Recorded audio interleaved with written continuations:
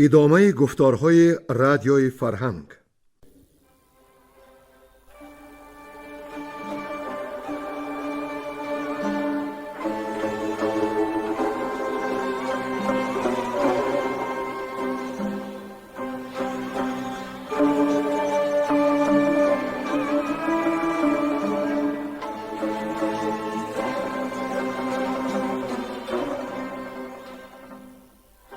بسا رنج بردم در این سال سی، عجم زنده کردم بدین پارسی. بسا رنج بردم در این سال سی، عجم زنده کردم بدین پارسی.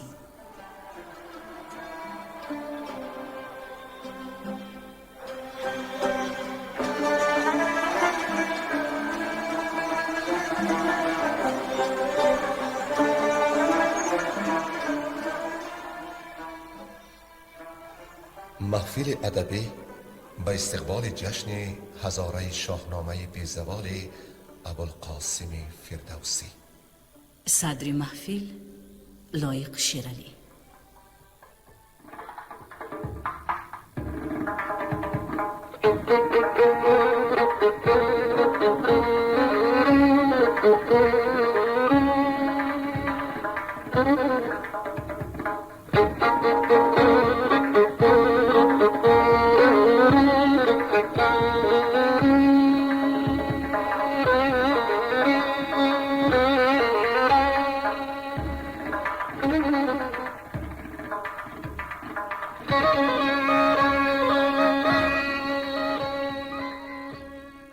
شنوندگان بسیار عزیز، از داستان منوچهر ما آنجا توقف کردیم که روزی پگاه مهراب از بارگاه می آمد، رودابه و سیندخت را دید.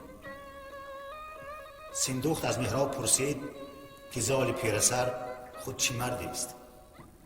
مهراب پاسخ داد که به گیتی مثل او گرد و مرد نیست، تنها این قدر عیب دارد که سپید موی است، اما سپیدی مویش بر او میزیبد. چون رودابه این گفتگوی را شنید، از او خورد و خواب دور شد و چون بحر دمان که از او موج بر آسمان بر شود، دلش عاشق پرشوری زال زر گردید. رودابه را 5 ترک پرستنده بود. آنها او را پند دادند که زال آن پرورده مرغ در کوهسار لایق او نیست، اما رودابه می گفت که تنها و تنها زال ارزنده و زیبنده اوست. پس پرستندگان را به جز گردن نهادن برای رودابه چاره‌ای نبود. پس کنیزکان رودابه به زابلستان آمدند تا زال زر با رودابه همسر شود و این نیت را چنین اظهار داشتند: پرستنده گفتا چو فرمان دهی، بتازیم تا کاخی سروی سهی. سری مشک بویش به دام آوریم، لبش بر لبی پوری سام آوریم. کنیزکان از نزد رودابه بازگشتند با چنین مژده از زبان رودابه: چنین گفت پس بانوی بانوان، پرستنده ای را کزی در دوان.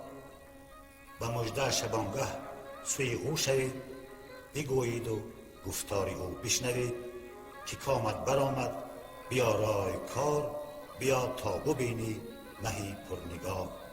زال از این مژده شادان شد و به سوی کنگره رودابه روان شد. رودابه از باره کنگره به جای کمان گیسوانش را فرو افکند. زال گیسوان او را بوسید. عروس آواز بوسه را شنید. آنگاه زال از غلام کمند استانید، حلقه آن را به بام کنگره افکند و پیچیده به بام برآمد. رودابه او را استقبال کرد و او نماز آورد و به خانه زرنگار بود. آنها سر پیمان به همدیگر سوگند خوردند. شبی همکنار بودند تا صبح دمید و آن ماه شاه را پدرود گفت. زال از بالای بام کمند افکند و پایین شد. و اکنون بشنوید دوام داستان را. گویندگان گفتار امروز عبدالنبی ستاروف، صحابیدین صدیقوف،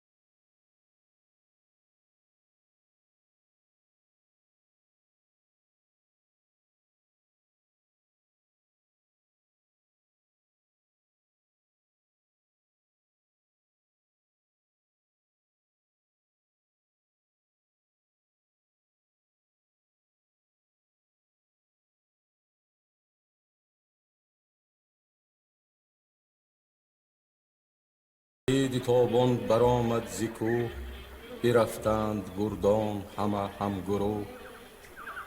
بدیدند مر پهلوان را به گاه، وزان جایگه برگرفتند او را.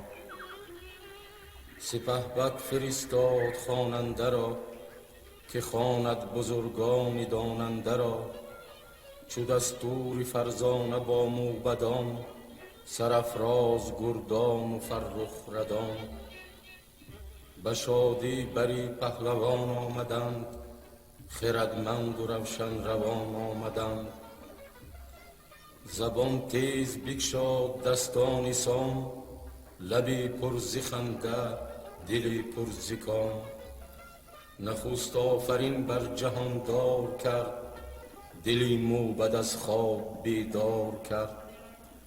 چنین گفت کز داوری پاک داد، دلی ما پر از ترس و امید باد. خداوند گردنده خورشید و ماه، روان را به نیکی نماینده را. ستودن من او را چنان چون توان، شب و روز بودن به پیشش نوان. بدوی است کیهان خرم به پای، همو داد گستر به هر دو سرای.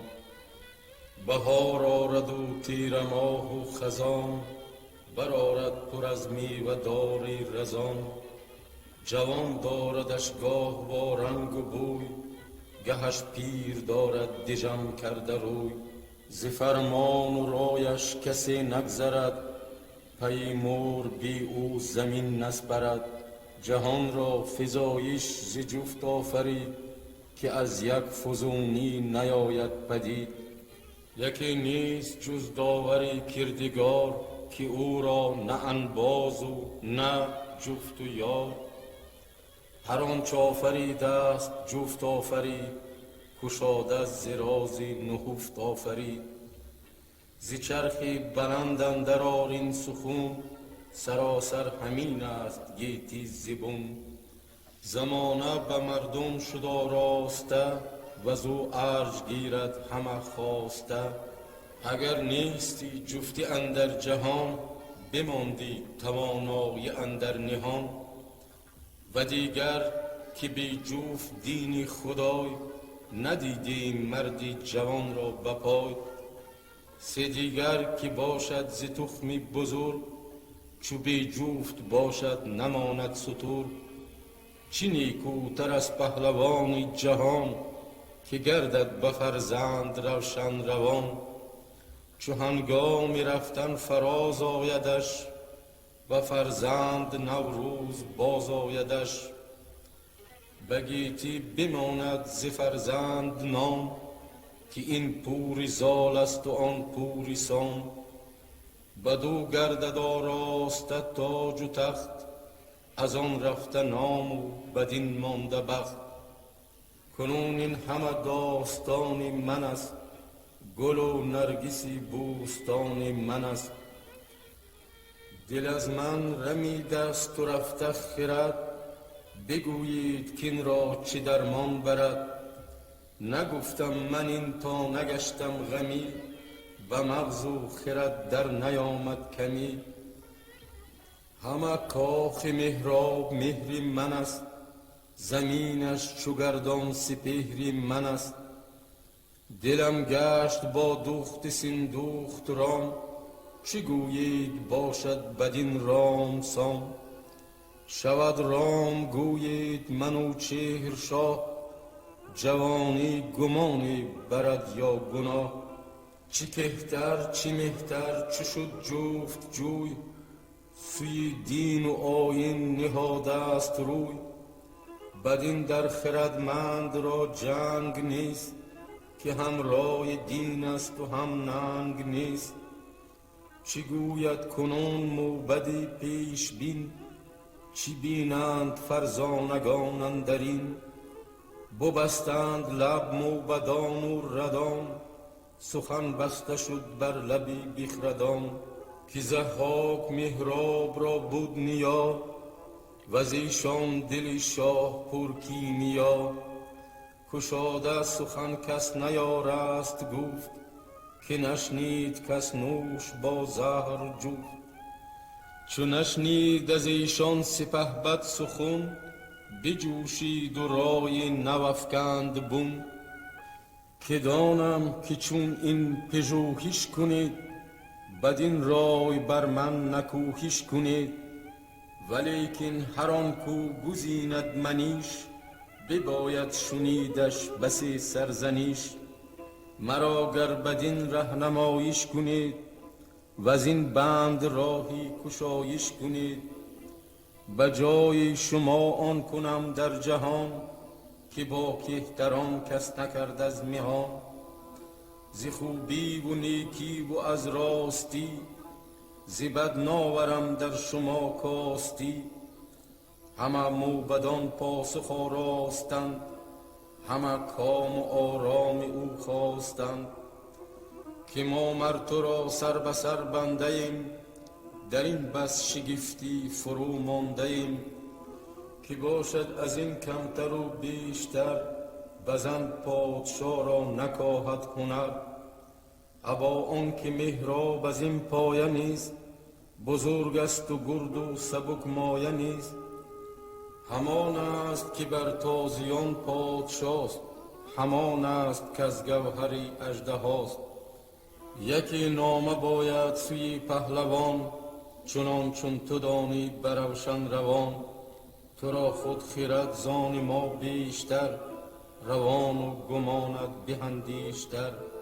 مگر کو یکی نامه نزدیک شاه، نویسد کند رای او را نگاه. منوچهر از رای سامی سوار، نپیچد شود کار دشوار خوار.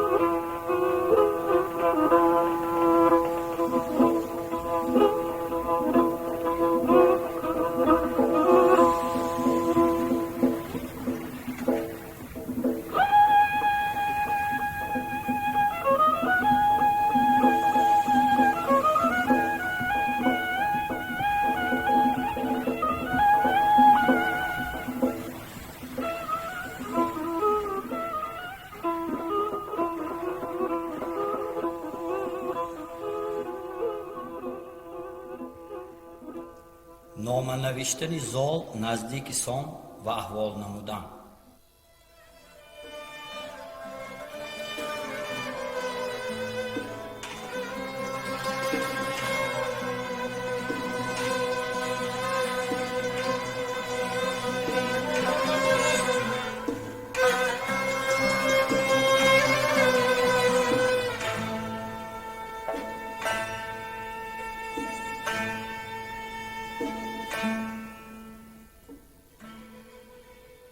سپهبد نویسنده را پیش خواند، دل آگنده بودش همه برفشان.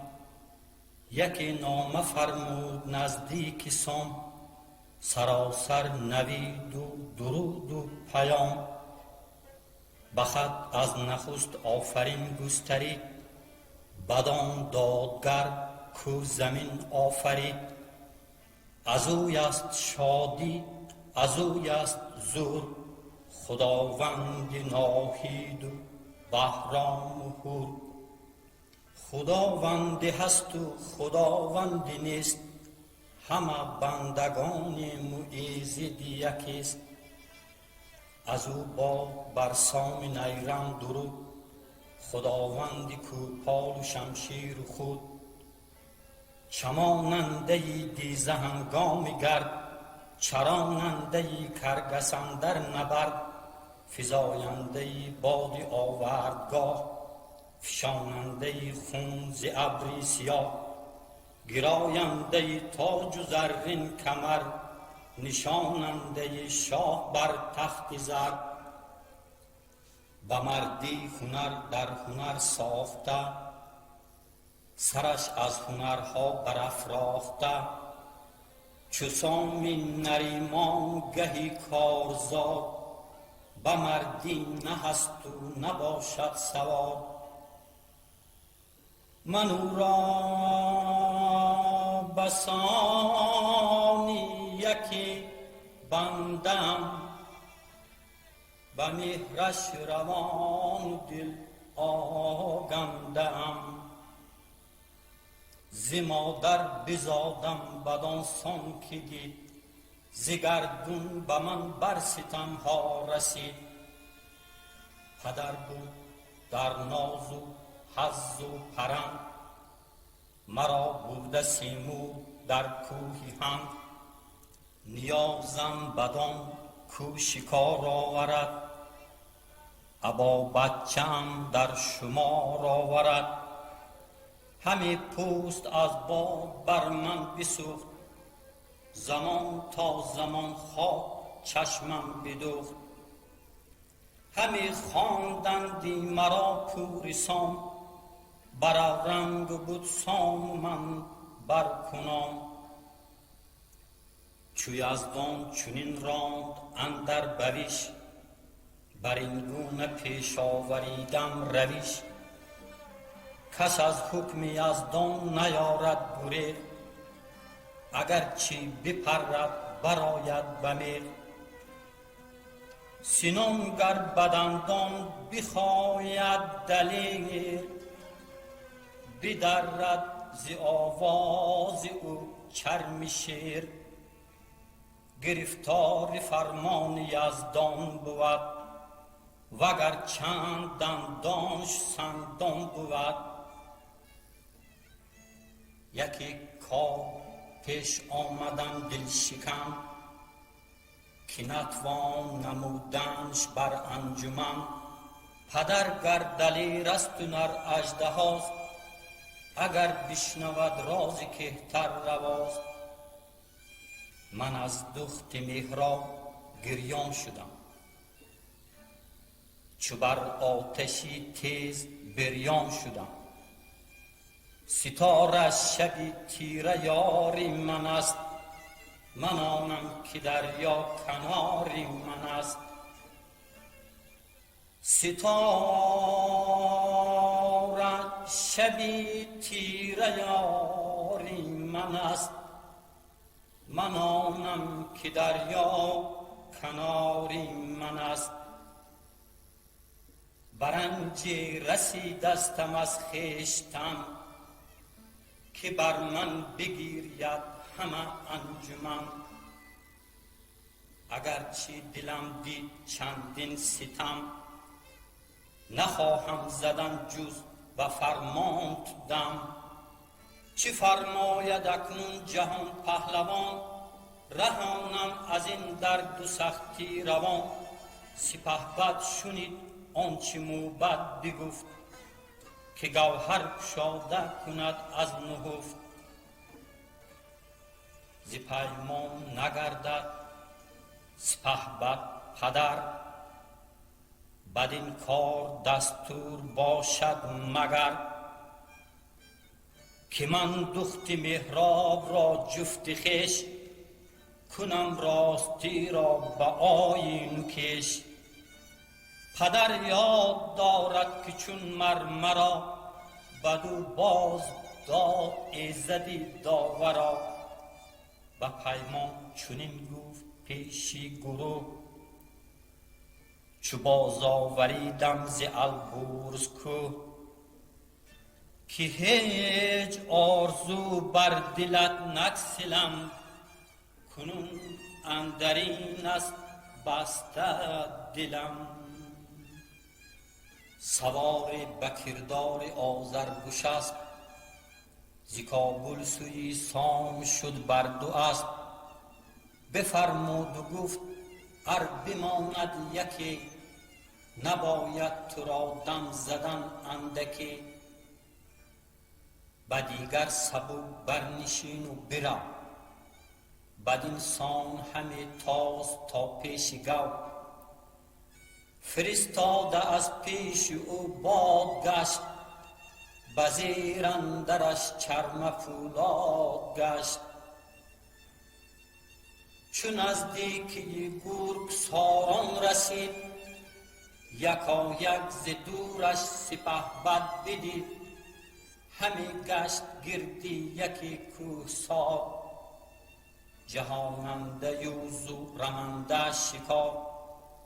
چنین گفت با غمگساران خویش، بدان کار دید از سواران خویش.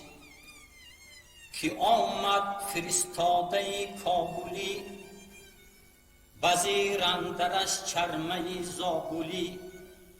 فرستاده زال باشد درست، از او آگهی جست باید نخست. ز دستان و ایران و از شهریار، همی کرد باید سخن خواستگار. همان در زمان پیش او شد سوار، به دست اندرون نامه نامدار.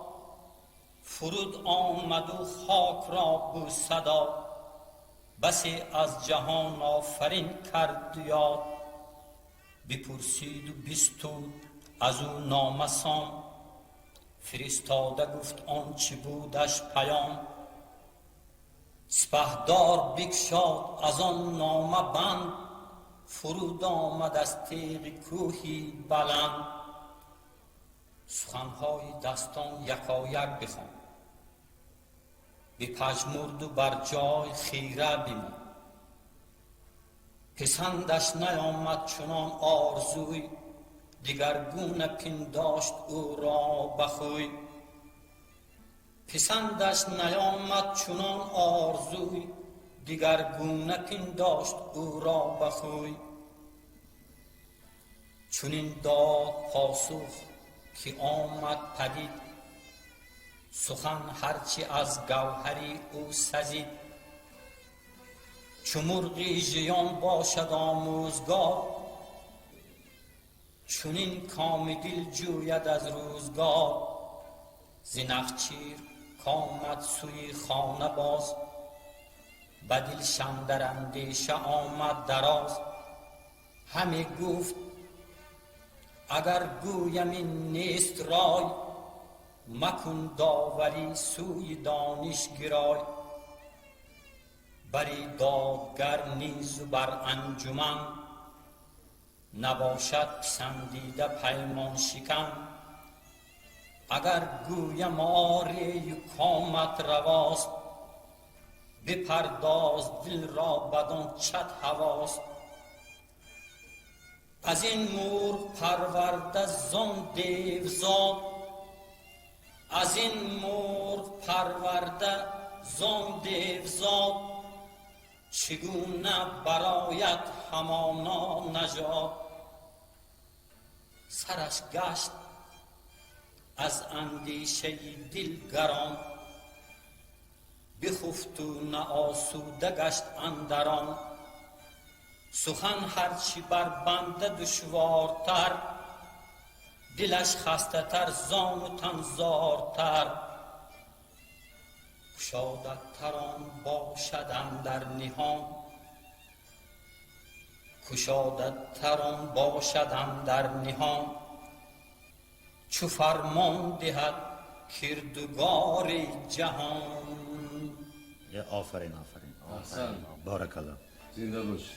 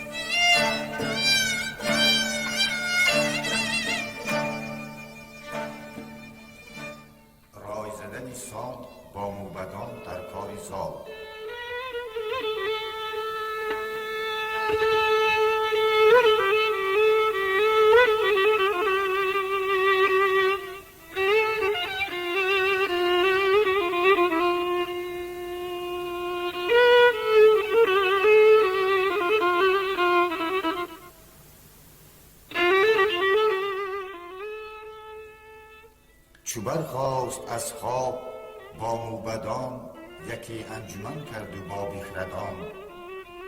گشاد سخن بر ستاره شمر، که فرجام این بر چی آید بسر.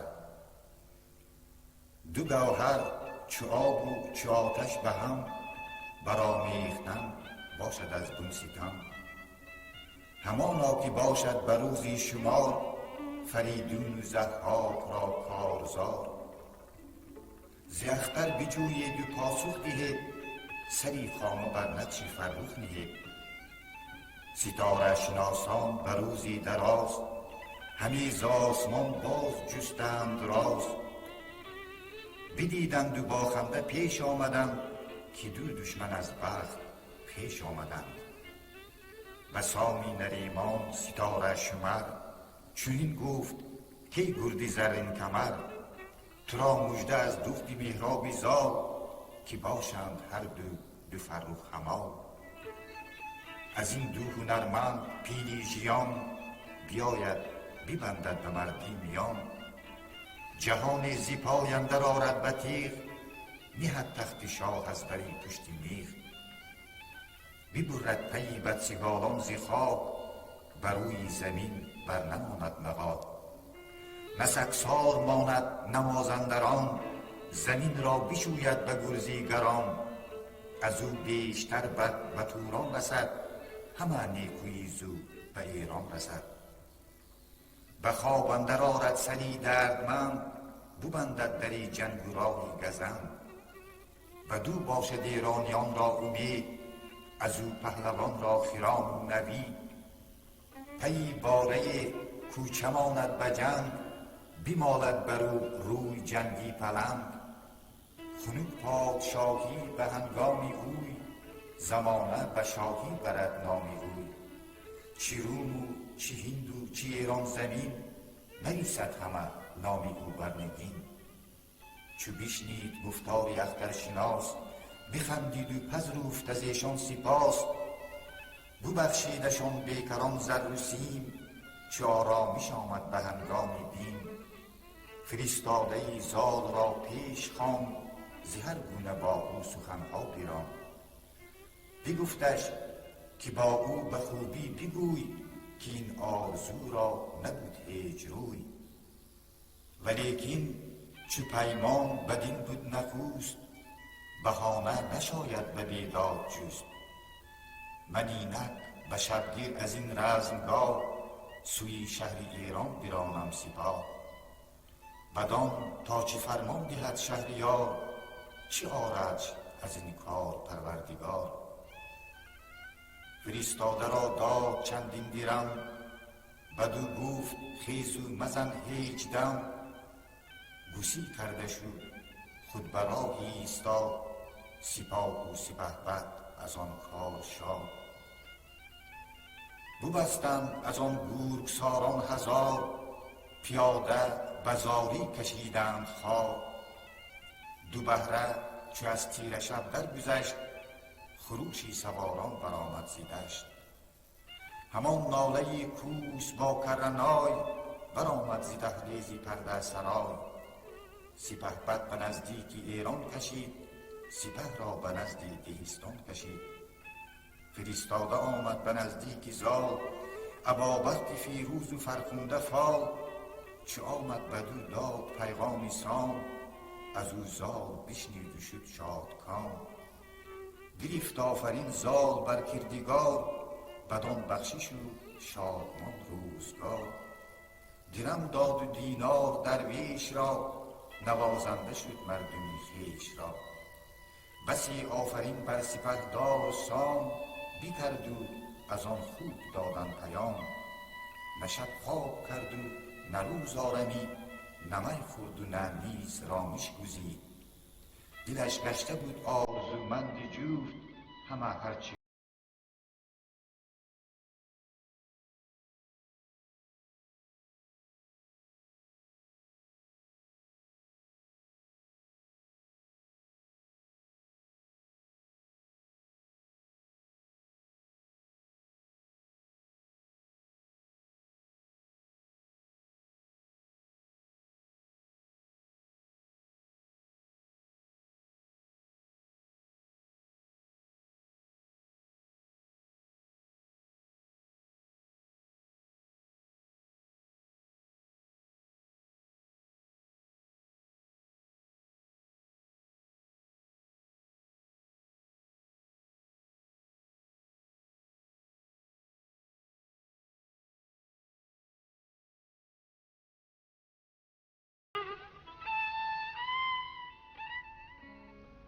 آگاه شدن سیندخت از شیفتگی رودابه و زال.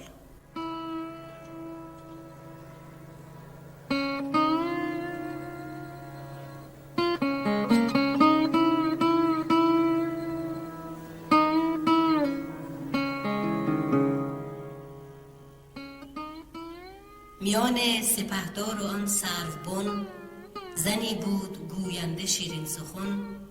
پیام آوریدی سوی پهلوان، هم از پهلوان سوی سرو روان. سپهدار دستان مرو را بخواند، سخن هرچه بشنید با او براند. بدو گفت نزدیک رودابه شو، بگویش که ای نیک دل ماه نو. سخن چون به سختی و تنگی رسید، فراخیش را زود بینی کلید. فرستاده باز آمد از پیش سام، ابا شادکامی و فرخ پیام. بسی گفت و بشنید و زد داستان، سرانجام او گشت هم داستان. سبک پاسخ نامه زن را سپرد، زن از پیش او رفت و نامه ببرد. به نزدیک رودابه آمد چو باد، بدین شادمانی ورا مژده داد. پری روی بر زن درم برفشاند، به کرسی زر پیکرش برنشاند. پس آنگه بداد او بدان چارگر، یکی دست جامه بدان مژده بر. همان نیز از بهر فرخنده زال، ز چیزی که باشد مرو را همال. یکی شار سربند پیش آورید، همه تار و پود اندر او ناپدید. همه پیکرش سرخ یاقوت و زر، شده زر همه ناپدید از گهر. یکی جفت پرمایه انگشتری، فروزنده چون بر فلک مشتری. فرستاد نزدیک دستان سام، بسی داد با آن درود و پیام. زن از حجره رفت و به ایوان رسید، نگه کرد سیندخت او را بدید. پراندیشه شد جان سیندخت از اوی، به آواز گفت از کجایی بگوی. زن از بیم او گشت چون سندروس، بترسید و روی زمین داد بوس. بدو گفت سیندخت که ای زشت روی، سخن هرچه پرسم تو کژی مجوی. زمان تا زمان پیش من بگذری، به حجره درآیی به من ننگری. دل روشنم شد به تو بدگمان، نگویی مرا تا زهی یا کمان. بدو گفت هستم یکی چاره جوی، همی نان فرازارم از چند روی. بهایی ز جامه ز پیرایه ها، فروشم ز مردم بود مایه ها. روم من سوی خانه مهتران، ز من جامه خرند و هم گوهران. بدین هجره رودابه پیرایه خواست، همان گوهران گرانمایه خواست. بیاوردمش افسری زرنگار، یکی حقه پرگوهر شاهوار. سپردم به رودابه گفت این دو چیز، فزون خواست اکنون بیارمش نیز. بدو گفت بگذار بر چشم من، بزن آب بر آتش خشم من. درم گفت فردا دهم ماه روی، بها تا نیابم تو از من مجوی. همه کژ بدانست گفتار اوی، بیاراست دل را به پیکار اوی. به جستن نیامد از او راستی، همی دید زو کژی و کاستی. چون جامه های گرانمایه دید، هم از دست رودابه پیرایه دید. برآشفت و گیسوی او را به دست، بپیچید و بر روی افکند پست. کشیدش زن چارگر را به موی، بیاورد و افکند او را به روی. به خشم اندرون شد از آن زن غمی، به خواری کشیدش به روی زمی. زمانی همی برد مویش کشان، بیفکند بر خاک چون بیهوشان. بیفکند او را همانجا ببست، همی کوفت پای و همی زد به دست. وز آنجا به کاخ اندر آمد دژم، همی بود با درد و اندوه و غم. در کاخ بر خویشتن بر ببست، از اندیشگان شد به کردار مست. بفرمود تا دخترش رفت پیش، همی دست برزد به رخسار خویش.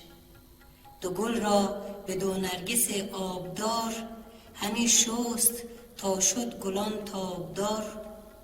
به رودابه گفت ای گران مایه ماه، چرا برگزیدی تو برگاه چاه. چه ماند از نکو داشتن در جهان، که ننمودمت آشکار و نهان. ستمگر چرا گشتی ای ماه روی، همه رازها پیش مادر بگوی. که این زن ز پیش که آید همی، به نزدت ز بهر چه آید همی. سخن بر چه سان است و این مرد کیست، که زیبای سربند و انگشتریست. ز گنج بزرگ افسر تازیان، به ما ماند بسیار سود و زیان. بدین نام بد دادخواهی بباد، چو من زاده ام دخت هرگز مباد. زمین دید رودابه و پشت پای، فرو ماند از شرم مادر به جای. فرو ریخت از دیدگان آب مهر، به خون دو نرگس بیاراست چهر. به مادر چنین گفت که ای پرخرد، همی مهر جان مرا بشکرد. مرا مادرم گر نزادی ز بن، نرفتی ز من نیک یا بد سخن. سپهدار دستان به کابل بماند، چنین مهر اویم بر آتش نشاند. چنان تنگ شد بر دل من جهان، که گریان شدم آشکار و نهان. نخواهم بودن زنده بی روی او، جهانم نیرزد به یک موی او. بدان کو مرا دید و با من نشست، به پیمان گرفتم دو دستش به دست. جز از دیدنی چیز دیگر نرفت، میان من و او خود آتش بتفت. فرستاده شد نزد سام بزرگ، فرستاد پاسخ به زال سترگ. زمانی بپیچید و رنجور بود، سخنهای بایسته گفت و شنود. سرانجام او گشت هم داستان، بپرسید از موبد باستان. بدین کار گشته ز مازندران، ابا خویش و پیوند و نامآوران. فرستاده را داد بسیار چیز، شنیدم همه پاسخ سام نیز. به دست همین زن که کندیش موی، زدی بر زمین و کشیدی به روی. فرستاده آرنده نامه بود، مرا پاسخ نامه این جامه بود. فرو ماند سیندخت زین گفتگوی، پسند آمدش زال را جفت اوی. چنین داد پاسخ که این خرد نیست، چو دستان ز پرمایگان گرد نیست. بزرگ است و پور جهان پهلوان، هوشیوار و با رای و روشن روان. هنرها همه هست و آهو گردد، هنر پیش او اندکی. شود شاه گیتی بدین خشمناک، برآرد ز کابل به خورشید خاک. نخواهد که از تخم ما بر زمین، کسی پای خویش اندر آرد به زین. رها کرد زن را و بنواختش، چنان کرد پیدا که نشناختش. به زن گفت که ای زیرک هوشیار، چنان کن همیشه لبت بسته دار. مبادا لب تو به گفتار چاک، سخن را فرو کن همینجا به خاک. چنان دید دخترش را در نهان، کجا پند کس نشنود در جهان. برآمد ز تیمار و گریان بخفت، همی پوست بر تنش گفتی بکفت.